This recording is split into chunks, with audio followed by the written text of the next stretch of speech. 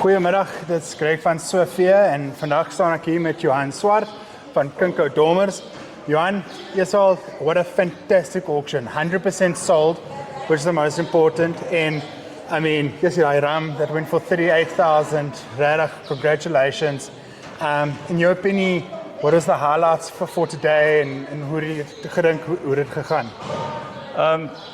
Ek wil net sê baie dankie aan julle ook, want ek dink sonder julle bydra, dit bring 'n reuse bydrae tot die veiling. BKB se bydra is ook groot, maar ek dink nog altyd die aanlyn bydrae maak 'n groot verskil aan die veiling.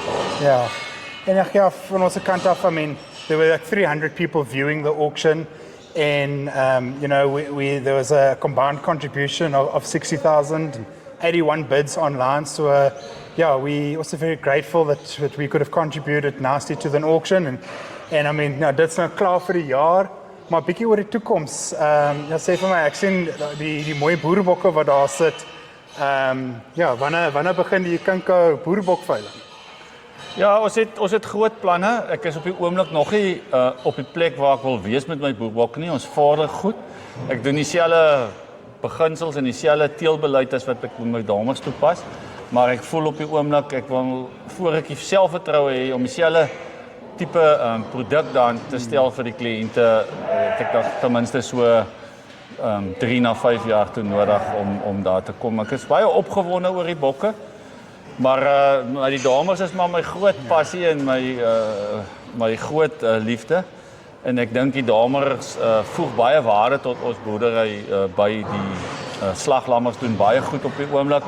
As ek kyk na Australiese pryse is verskriklik hoog. So ja, ek dink die vleisbedryf is net baie goeie vooruitsigte. Ja, we gaan Johan, ek wil net baie dankie weer sê en ja, thank you for having us here again. Yeah, it's twice a year and it's such a pleasure coming here, and yeah, al die beste en ek sien jou volgende jaar at the end of January.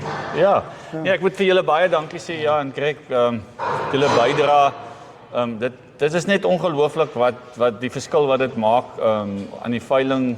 Dit gee net daai ekstra 1 of 2 kopers, dit maak net 'n groot verskil. Ja, baie dankie. Jan, baie dankie. Baie dankie.